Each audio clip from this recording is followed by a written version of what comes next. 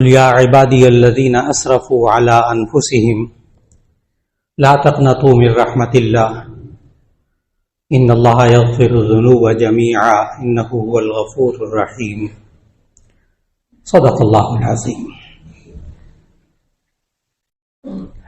اللہ رب العزت نے انسان کو پیدا کرنے کا مقصد یہ بتایا قرآن مجید میں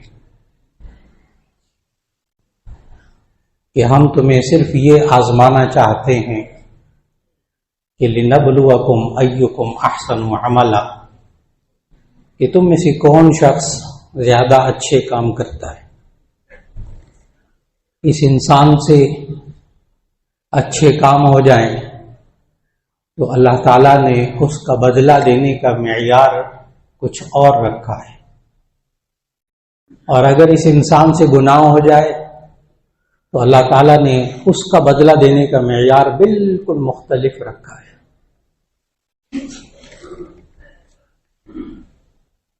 اگر انسان نیک کام کا صرف ارادہ کرے، صرف ارادہ، اللہ تعالیٰ اس بندے کو اس نیک کام کرنے کا ثواب عطا فرما دیتے۔ احادیث میں موجود نبی صلی اللہ علیہ وسلم کے سامنے بعض صحابہ نے عرض کیا، یا رسول اللہ صلی اللہ علیہ وسلم، ذہب اہل الدثور بالاجور، کہ یہ مالدار لوگ سارا ثواب لے گئے، ہم بھی نمازیں پڑھتے ہیں، یہ بھی نمازیں پڑھتے ہیں، ہم بھی روزے رکھتے ہیں، یہ بھی روزے رکھتے ہیں، ہم بھی عبادات کرتے ہیں، یہ بھی عبادات کرتے ہیں، لیکن ان کے پاس مال و دولت ہے، یہ اس سے وہ عبادات کرتے ہیں، صدقہ ہے، زکوٰۃ ہے، قربانی ہے، عمرہ ہے، حج ہے، یہ مال کی وجہ سے وہ عبادتیں کرتے ہیں کہ ہم نہیں کر سکتے۔ اور پھر صحابہ نے اس وقت اپنی یہ تڑپ ظاہر کی کہ اگر ہمارے پاس مال ہوتا تو ہم بھی یہ نیک کام کرتے۔ عین اس وقت نبی صلی اللہ علیہ وسلم نے فوراً فرمایا، جب تم نے یہ نیت کر لی کہ اگر ہمارے پاس مال ہوتا تو ہم بھی یہ نیک کام کرتے، اللہ نے وہ سارا ثواب تمہیں بھی عطا فرمایا۔ صرف ارادہ، صرف انسان نیک کام کرنے کی نیت کر لے، اللہ اس کو ثواب عطا فرما دیتا ہے اس کام کا۔ یہ ابتدائی سٹیج پہ یہ بات سن کر نا بعض حضرات جو بیچارے دین کی مکمل سمجھ نہیں رکھتے، جو بھی میں عرض کروں گا انشاءاللہ کہ مکمل دین کیا کہتا ہے اس بارے میں، تو جو دین کی سمجھ نہیں رکھتے وہ بیچارے مذاق اڑاتے، کہتے ہیں اچھا پھر ٹھیک ہے، نیت ہی کر لینا، ارادہ کر لیں، ثواب مل گیا، کریں تو نہ کرے تو نا، بس نیت کر کے ارادہ کر کے ثواب مل گیا، نہیں۔ انہوں نے دین کو سمجھا نہیں، اللہ کے اس پورے نظام کو سمجھا نہیں، جو میں عرض کرنے لگا ہوں کہ اللہ نے یہ ہمیں سمجھایا کہ تم صرف ارادہ کر لو، تمہیں اس نیک کام کا ثواب مل جائے گا۔ نمبر 2، اس نیک کام کی کسی کو صرف راہ دکھا دو، بس صرف راستہ دکھا دو نیک کام کا، آپ کو اس نیک کام کرنے والے کے برابر ثواب مل جائے گا، چاہے وہ کام کرے یا نہ کرے۔ آپ نے راستہ دکھایا۔ حدیث سنانے لگا، بہت مستند حدیث، نبی صلی اللہ علیہ وسلم نے فرمایا، الدال علی الخیر کفاعلہ، نیکی کی طرف رہنمائی کرنے والا اس کو اس نیک کام کرنے والے کے برابر ثواب ملتا ہے۔ صرف زبان ہی ہلانی ہے نا، آپ نماز پڑھ لیں بھائی، آپ قرآن پڑھا کریں، آپ قرآن مجید کا ترجمہ پڑھا کریں بھائی، قرآن کو سمجھا کریں، آپ روزہ رکھ لیں، زبان ہی ہلانی ہے نا، آپ کو ثواب مل گیا۔ اس پر پھر وہ اشکال نہ آنے دیجیے گا کہ جی اچھا ٹھیک ہے پھر رہنمائی کر دیں، کریں نا، بس راستہ دکھا دیں اگلے کو، خود نہ کریں، نہیں۔ اس کے لیے اللہ نے وعید الگ قرآن میں بیان فرمائی، أَتَأْمُرُونَ النَّاسَ بِالْبِرِّ وَتَنْسَوْنَ أَنفُسَكُمْ، تم لوگوں کو نیکی کا حکم دیتے ہو، خود اپنے آپ کو بھلا دیتے ہو، خود عمل نہیں کرتے، وہ اللہ نے الگ وعید رکھی ہے۔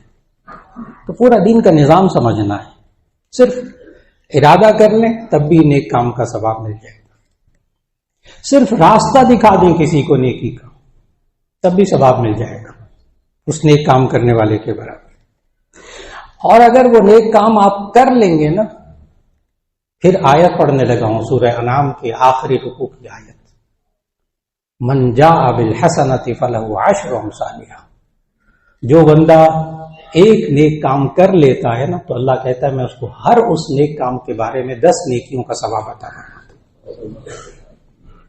آپ 5 وقت روزانہ نماز پڑھتے ہیں، اس بات پر ایمان رکھیے کہ اللہ 50 نمازوں کا ثواب دیتا ہے، حدیث موجود۔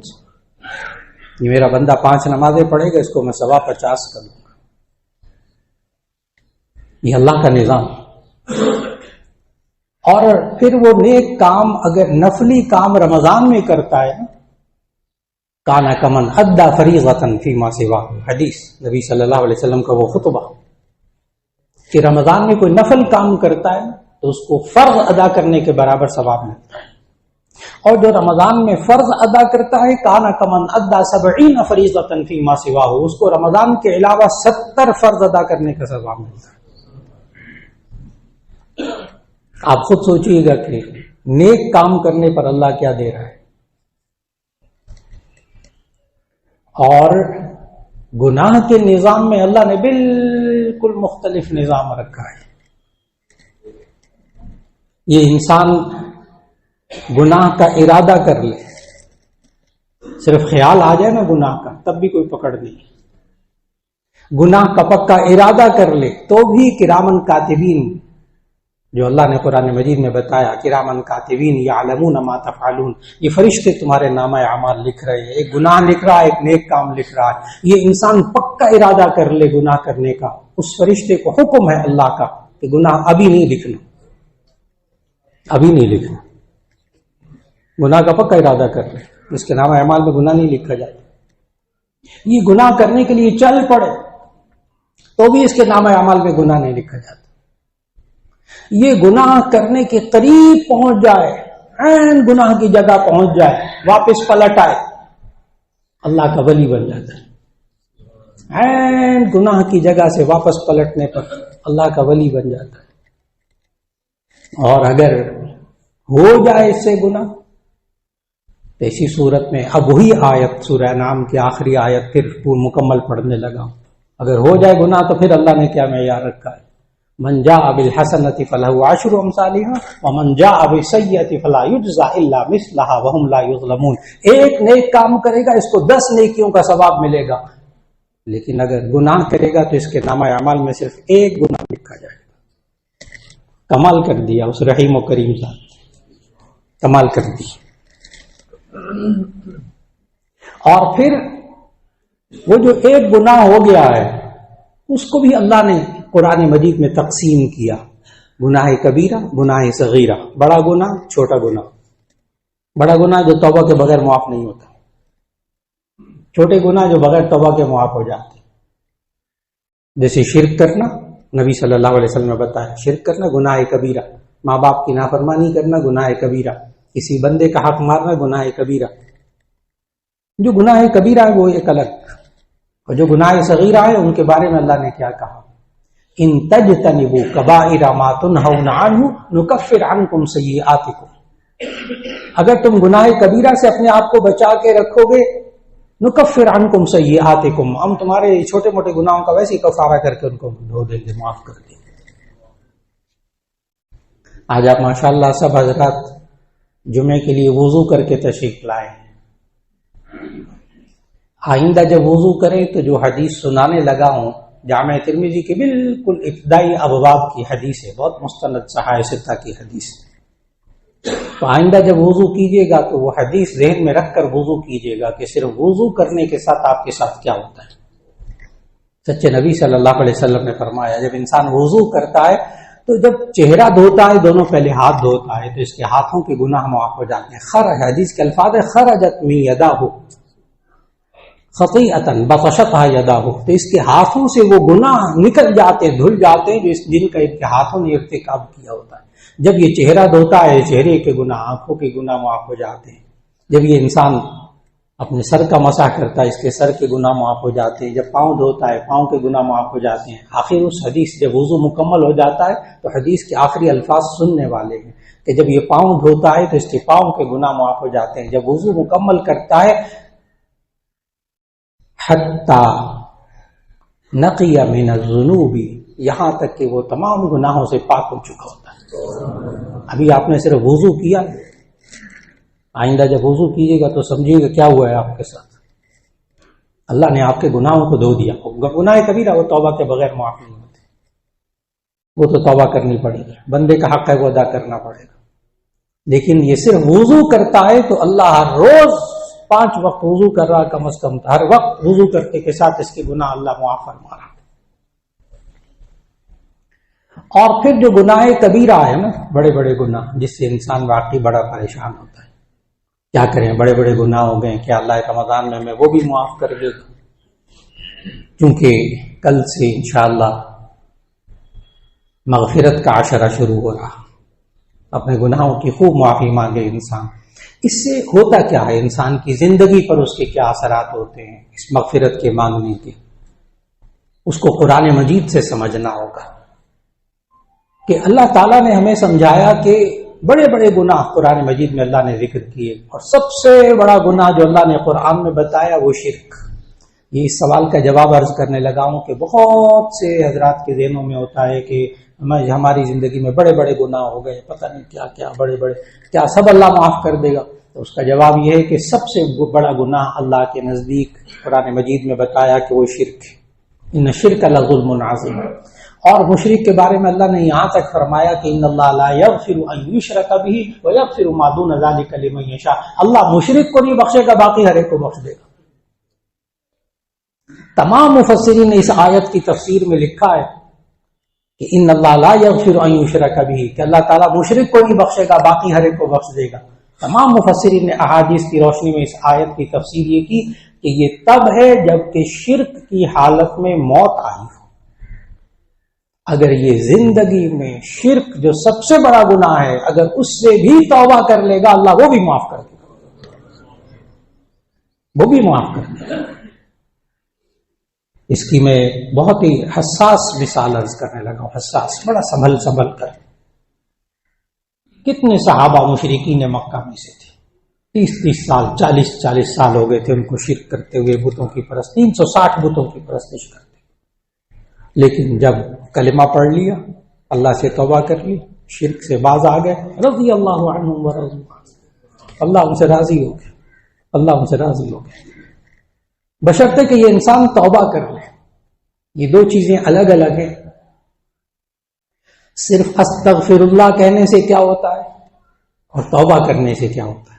نبی صلی اللہ علیہ وسلم دونوں چیزیں سکھائی ہیں، دونوں چیزیں سکھائی ہیں، ایک استغفار اور ایک توبہ. ان دونوں کا مطلب ذہن میں رکھ لیجیے گا.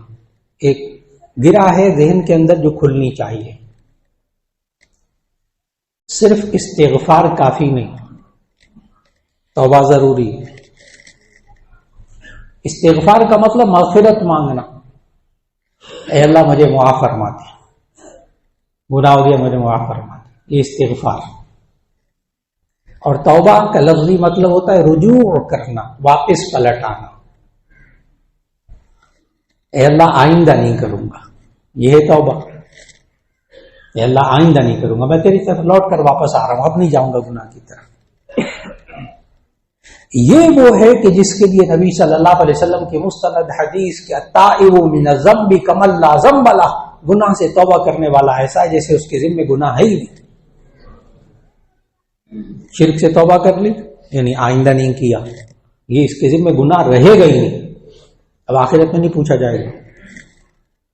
اس نے کبھی ماں باپ کی نافرمانی کی، کبھی دکھ پہنچایا، غلطی کا احساس ہو گیا، معافی مانگی اللہ سے، توبہ کی، اللہ بس ایک غلطی ہو گئی بہت، 10 سال 15 سال 20 سال میں نے بڑا ماں باپ کو دکھ پہنچایا، اب نہیں پہنچاؤں گا، بس پکا وعدہ کر لیا، آئندہ نہیں کیا.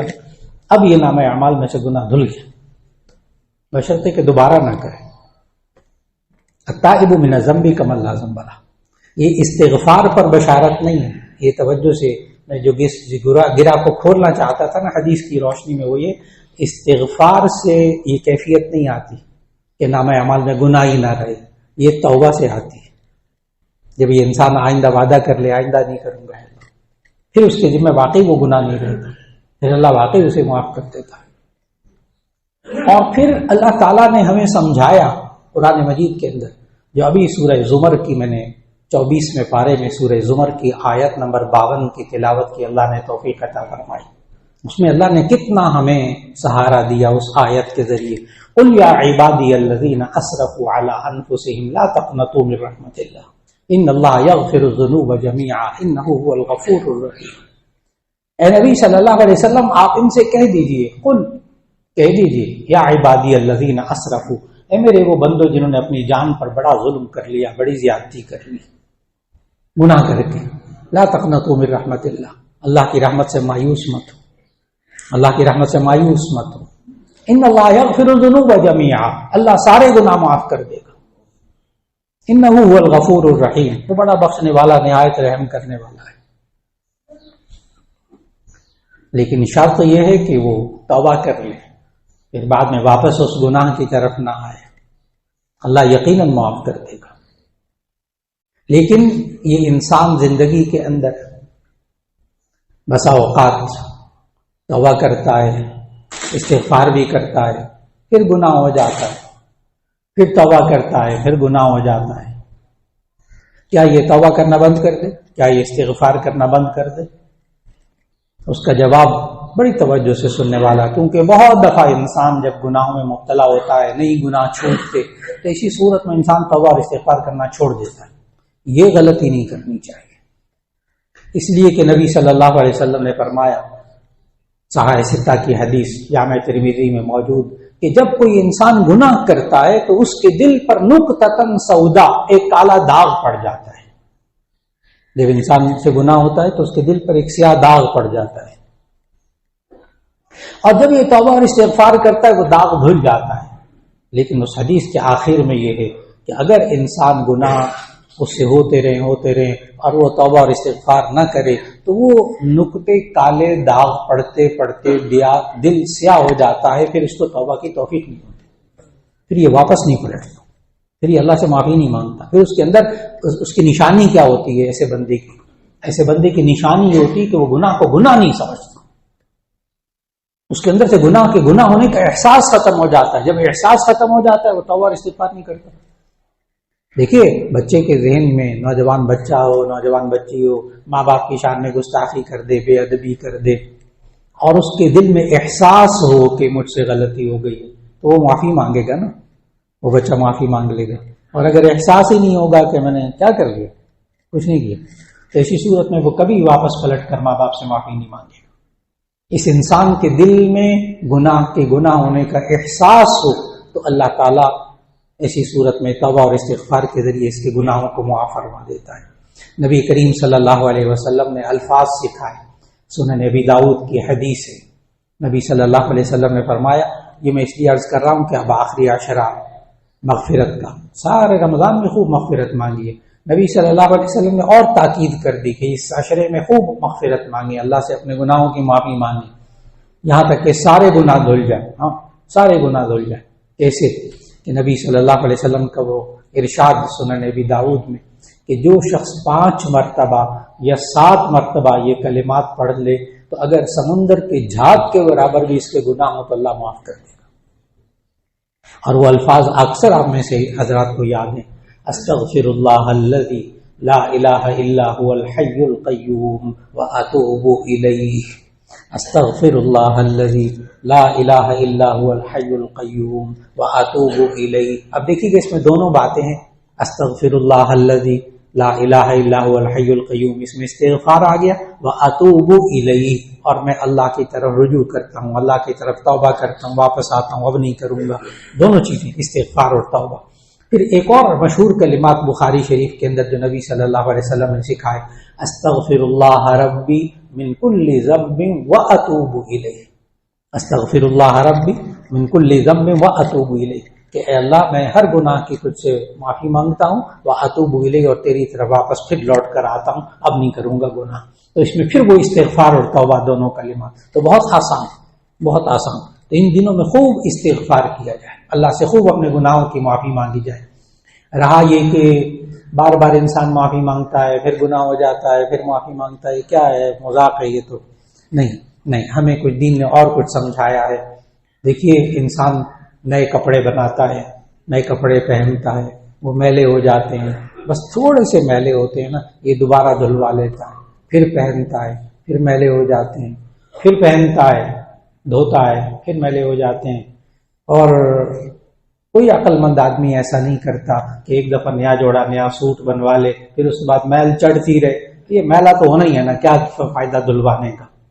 میل چڑھ رہی ہے چڑھتی رہے، جب ساری میل خوب اچھی طرح چڑھ جائے گی تو اٹھا کے پھینک دوں گا. کوئی بندہ ایسا کام نہیں کرتا. ہر بندہ یہی کرتا ہے کہ تھوڑا سا کپڑا میلا ہوتے ہیں بس فٹافٹ دھلوا لیا، پھر صاف ستھرے، پھر پہن لیا، پھر دوبارہ میلے ہو گئے، پھر دھلوا لیا. ساری زندگی کا انسان کا عمل گناہوں سے معصوم 100%. وہ صرف انبیاء علیہم السلام، ہمارا عقیدہ گناہوں سے معصوم صرف انبیاء علیہم السلام. باقی ہر انسان سے خطا ہو سکتی ہے، ہر انسان سے غلطی ہو سکتی ہے، لیکن بھرپور کوشش کی جائے کہ اپنے مزاج میں گناہوں پر جرأت نہ آنے دی جائے.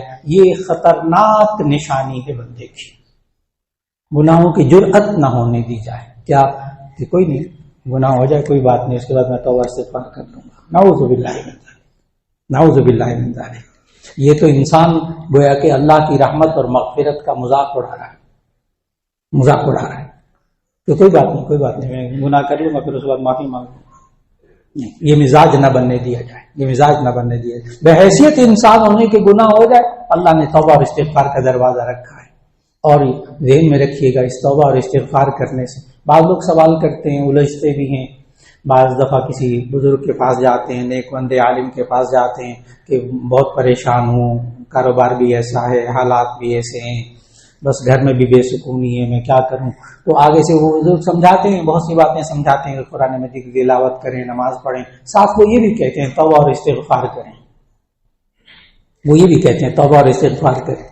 تو بعض لوگ پتہ آگے سے کیا کہتے ہیں، کہتے ہیں خالی توبہ استغفار کرنے سے کیا ہوتا ہے، کچھ کرنا بھی تو چاہیے. اس سوال کا جواب غور سے سمجھنا ہے قرآن مجید کی آیت کی روشنی میں.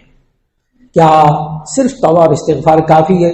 تو اس کا جواب یہ ہے کہ جو بندہ یہ کہے نا کہ کیا صرف توبہ اور استغفار کافی ہے، اس نے توبہ اور استغفار کو سمجھا ہی نہیں. اس نے توبہ اور استغفار کو سمجھا ہی نہیں، اس کی حقیقت کو. یہ جو ابھی پوری تفصیل عرض کی، اے اللہ مجھے گناہ معاف فرما دے، اے اللہ میں نے اللہ اور اس کے رسول کی نافرمانی کی ہے، اے اللہ مجھے معاف فرما دے، آئندہ نہیں کروں گا. جب وہ یہ کہے گا آئندہ نہیں کروں گا اور واقعی نہیں کرے گا تو اس کی زندگی درست ہو جائے گی نا. یہ ہے کام، اصل یہ ہے کہ اس نے یہ کہا میں گناہ نہیں کروں گا، یہ کرنے کا کام. اور یہ بات اللہ تعالیٰ نے حضرت ہود علیہ السلام کے ذریعے اپنی قوم کو پہنچائی. اب وہ آیت پڑھنے لگا ہوں سورہ ہود کی.